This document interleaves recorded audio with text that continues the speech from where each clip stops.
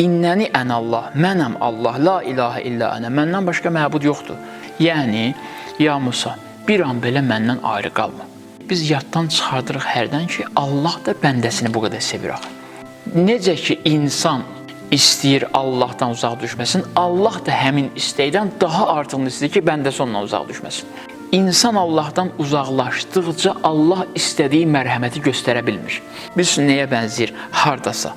Hər hansı bir valideynin evladı üçün etdiyi hər hansı bir zəhmətlər əsasən evlad ehtiyaclıdır.